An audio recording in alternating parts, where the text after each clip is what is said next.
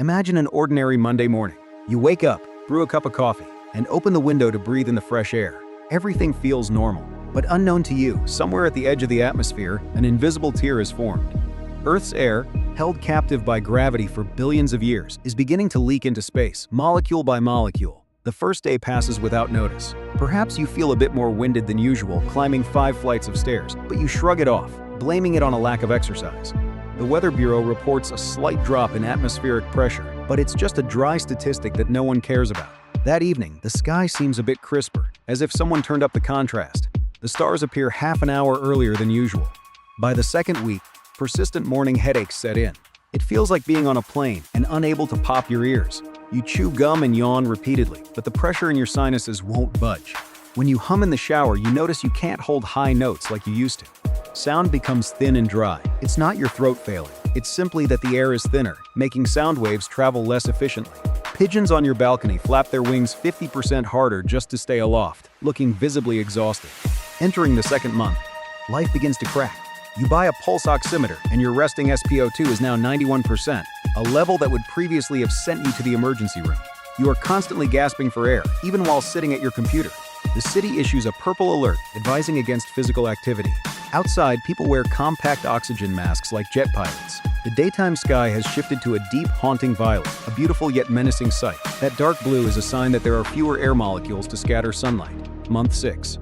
You cannot survive without a portable oxygen tank. Sleep becomes a form of torture. Every night, you wake up gasping, feeling as though an invisible hand is squeezing your chest.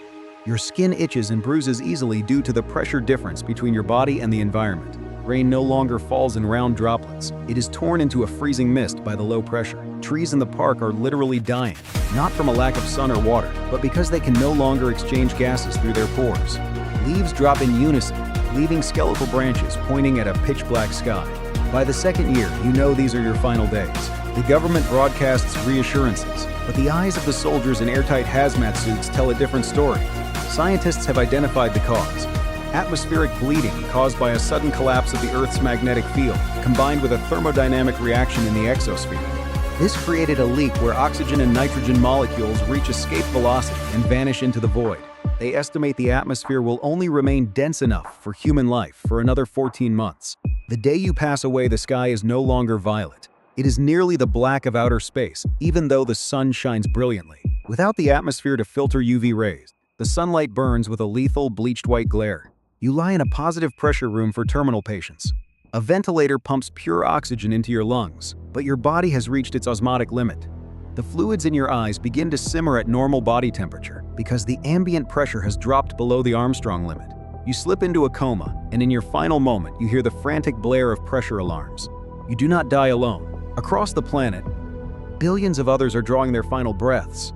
But the story does not end with your death. After humanity has mostly perished, Earth does not fall completely silent. Deep underground, in abandoned mines and reinforced military bases, a faint artificial light flickers. These are humanity's last refuges. The survivors, scientists, engineers, and a small selected population have retreated into underground cities. They no longer rely on fresh air. They depend on closed-loop life support systems called atmospheric arcs. These are massive sealed domes where air pressure and composition are artificially maintained. To get air, they must burn rock. They have developed the ultimate survival technology, extracting oxygen from the Earth's crust. Did you know that 46% of the Earth's crust is oxygen trapped in silicate minerals and metal oxides? This lithosphere release technology is the last resort. They use massive fusion reactors to melt basalt and peridotite at thousands of degrees, using intense electrical currents to electrolyze the molten oxides, stripping oxygen away from silicon, iron, and magnesium. It is an energy-intensive process, equivalent to burning an entire mountain to provide air for a small district for one day. But it is the only way to survive when the atmosphere above is thinner than the surface of Mars. People no longer see the sunrise. They live in the pale blue glow of LED grow lights for hydroponic crops. Civilization has become a purely biogeological machine. They eat spirulina and yeast protein, drinking water recycled from urine and breath. Poems about the wind, clouds, and the blue sky have become ancient myths that children born underground cannot imagine. They only know the outside through cameras mounted on the surface. A gray desert of crumbling skyscrapers under cold starlight in the middle of the day. The brightest engineers haven't given up on mending the sky. In orbit, the last functioning robotic satellites are deploying a project called the Spiderweb. They launch millions of microspheres containing self-replicating polymers into the ionosphere. When hit by solar winds and atmospheric leakage, these polymers activate and bond, creating a thin membrane at the edge of space, a temporary patch for Earth's wound. It is a desperate, magnificent effort. They hope that by retaining even a billionth of the escaping gas, they can buy a few more centuries to build even greater terraforming machines. But will humans mend the sky in time? Or will they forever be mole people living off rocks, waiting for the last nuclear power source to fail and the Earth's core to grow as cold as the sky? That question is left to you.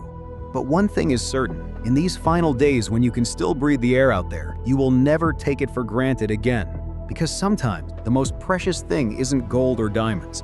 It's an invisible, odorless, tasteless breath that is quietly slipping away from us every second.